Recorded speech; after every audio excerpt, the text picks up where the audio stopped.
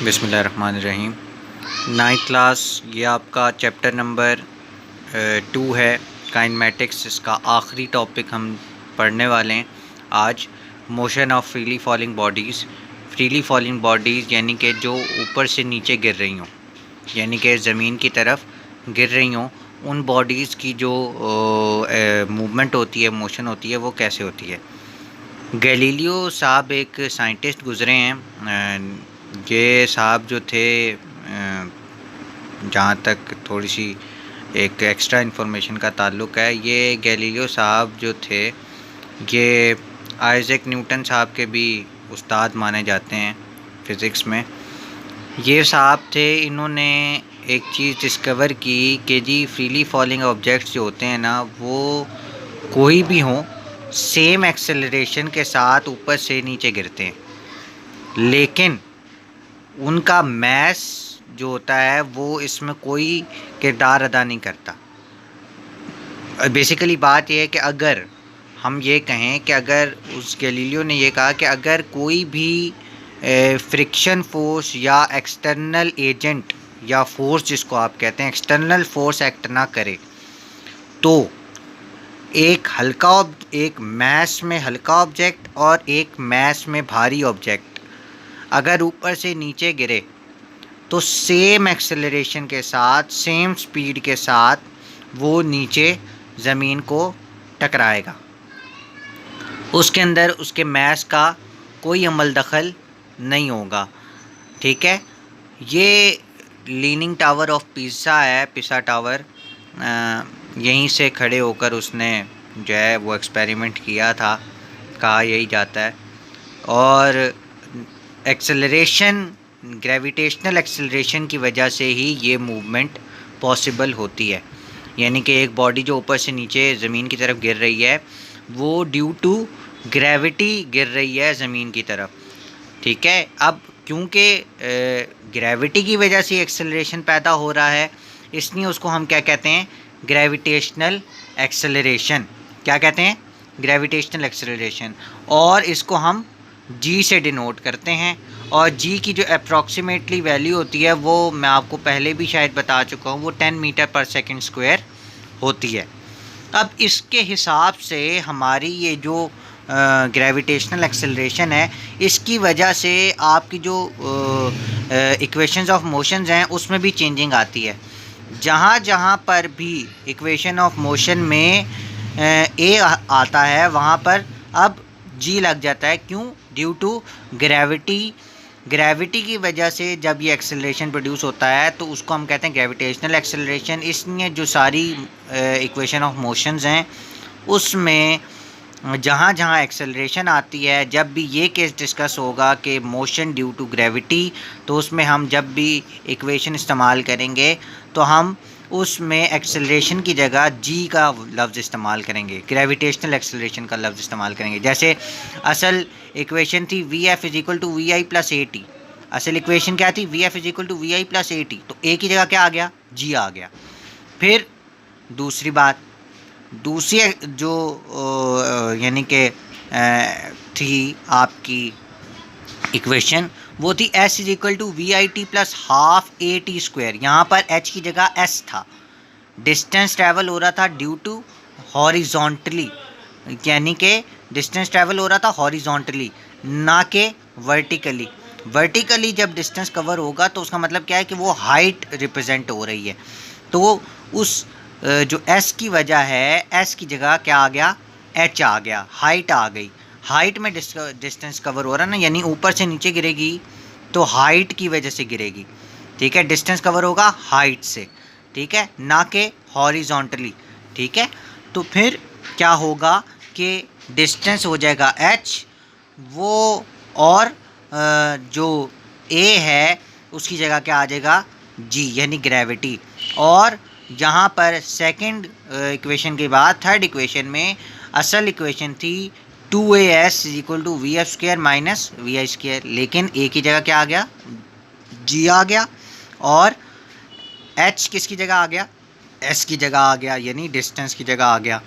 ये सारा केस था हमारा, क्या था कि motion of freely falling bodies. Freely falling bodies का जो यानी कि एक्सेलरेशन होता है, मोशन होता है, वो कैसे होता है। आप पहला सवाल लिखेंगे describe the motion of freely falling bodies और यहाँ से लिखेंगे motion of freely falling bodies का हेडिंग देंगे। यहाँ लिखेंगे Galileo was the first scientist to notice that all the freely falling objects have the same acceleration independent of their message. ठीक है, और उसके बाद आप सेकंड क्वेश्चन ये लिखेंगे व्हाट इज़ ग्रेविटेशनल एक्सेलरेशन।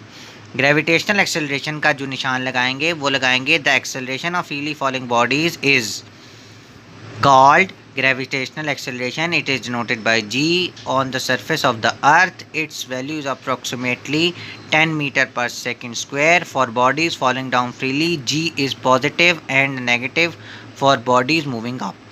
ठीक है, और अगर देखें दूसरा एक केस एक और रह गया बीच में, जो आखिरी बात इसने की कि अगर बॉडी जो है वो ग्रेविटी के अगेंस्ट यानी ऊपर की तरफ जा रही हो तो फिर हम g की वैल्यू माइनस में लेंगे यानी -10 लेंगे, और अगर जो बॉडी है वो ऊपर से नीचे की तरफ आ रही हो तो फिर पॉजिटिव लेंगे यानी कि +10 इस्तेमाल करेंगे। लेकिन अगर बॉडी ऊपर की तरफ जा रही है तो फिर ग्रेविटी की वैल्यू नेगेटिव हो जाएगी और हम -10 इस्तेमाल करेंगे।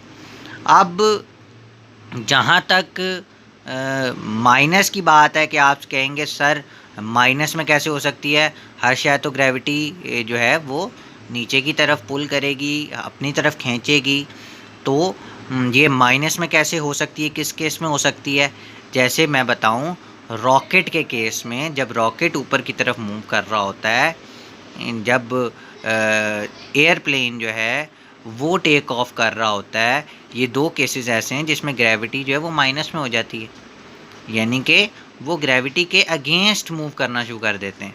यानी कि जब एक रॉकेट चांद की तरफ जा रहा है तो उसका मतलब क्या है कि वो ग्रेविटी के अगेंस्ट जा रहा है, तो उसका मतलब क्या है कि ग्रेविटी -10 में इस्तेमाल होगी, ना कि +10 में। ये बात आखिरी थी। ये दो क्वेश्चन आप होमवर्क में करेंगे। जहाँ तक आपके MCQs का ताल्लुक़ है, ये आपके नोट्स हैं, ये मैं आपको इंशाल्लाह प्रोवाइड कर दूँगा। ये सारे MCQs हैं, ठीक है। ये MCQs आप देख लेंगे। नेक्स्ट लेक्चर में हम इंशाल्लाह MCQs और शॉर्ट क्वेश्चन आंसर्स भी हम कर लेंगे, लेकिन मैं आपको जो है MCQs और शॉर्ट क्वेश्चन आंसर्स जो हैं वो आपको मैं आज के लेक्चर के साथ ही भेजूँगा, ठीक है।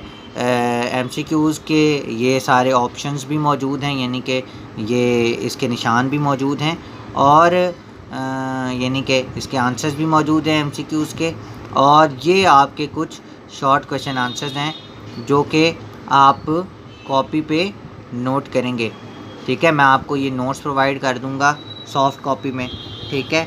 आज ही भेज दूंगा इंशाल्लाह। नेक्स्ट लेक्चर में अगर टाइम हुआ तो 2 वीडियोस बनाकर आपको MCQs, शॉर्ट क्वेश्चन आंसर्स और न्यूमेरिकल इंशाल्लाह आपको करवा दूंगा उसमें, ठीक है। तो इंशाल्लाह नेक्स्ट वीक में, क्योंकि ज़ाहिर सी बात है ईद भी आने वाली है, तो नेक्स्ट लेक्चर शायद आपका नहीं होगा, ईद के बाद ही होगा शायद अब नेक्स्ट लेक्चर। तो इसमें जो ज़ाहिर सी बात है इंशाल्लाह ईद के बाद बशर्ते ज़िंदगी हुआ तो मैं आपको इसका चैप्टर ये कंप्लीट करवा दूंगा। और याद रहे कि ईद के बाद ही इंशाल्लाह मैं एक टेस्ट कंडक्ट करने वाला हूँ जिसमें ये दोनों चैप्टर के MCQs इंक्लूड होंगे। मैं आपको पहले ही इंटीमेशन दे रहा हूँ, मैं आपको पहले ही बता रहा हूँ कि आप तैयारी करते रहिए, साथ साथ MCQs और शॉर्ट क्वेश्चन आंसर्स तैयार कर लीजिए। मैं इंशाल्लाह टेस्ट कंडक्ट करने वाला हूँ, और याद रखिए मेरा टेस्ट कंसेप्चुअल बेस्ड होना है, आपको चीटिंग की गुंजाइश नहीं मिलेगी। मैं पहले ही बता रहा हूँ कि बुक से जो सिर्फ MCQs हैं, जो बुक के सिर्फ MCQs हैं, मैं सिर्फ वो नहीं दूँगा। याद रखिए पूरा टॉपिक क्लियर होगा तो फिर टेस्ट आपका सही तरह होगा, वरना नहीं होगा। मैं इंशाल्लाह ईद के बाद टेस्ट कंडक्ट करूँगा और ज़रूर करूँगा दोनों चैप्टर्स का जो आप देंगे इंशाल्लाह। ठीक है, तो hope for the best and thank you very much और एडवांस में ईद मुबारक।